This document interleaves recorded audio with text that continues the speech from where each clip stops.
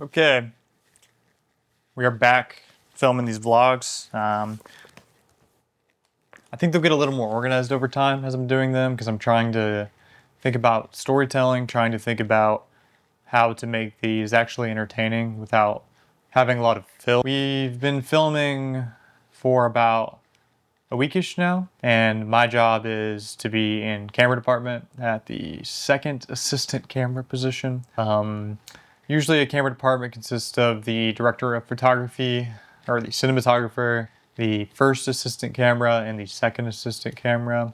In this case, the first assistant camera is pulling focus primarily, but then helping with other jobs on the camera side of things. And then my job, the second AC, is to do a kind of just these kind of random odd jobs to help in between so that, you know, other folks aren't having to worry. Anything that really involves camera at all.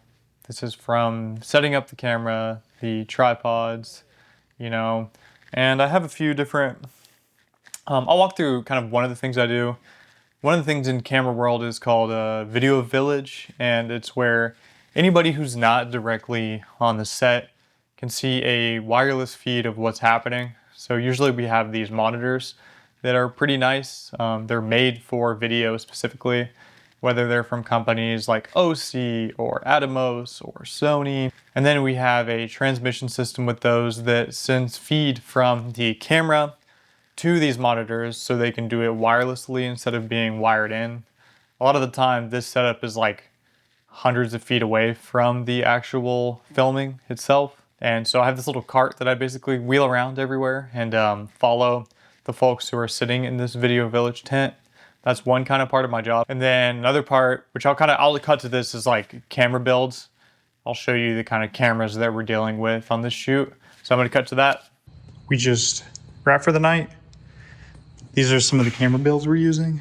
So I'm kind of in charge of like building some of these out with the other ACs, and then we just have them ready to go. This is A camera that's living on Steadicam, and this is B camera that kind of just floats wherever. It goes on like a slider and then handheld with the DP. So yeah. Whenever you go from one-man band stuff to working on the style of set, you see how things have to scale and how quickly tons of people will be involved. For example, we're shooting this night exterior scene where we need to pump moonlight in. And for it to look convincing, you need to have the source of the light be really, really high. So the shadows and everything make sense, and we have a crane that does that. We actually have multiple cranes on the set. And these cranes have like 600, 1200 watt lights with either Fresnels or just these standard reflectors on them, and they're just beaming light onto the set.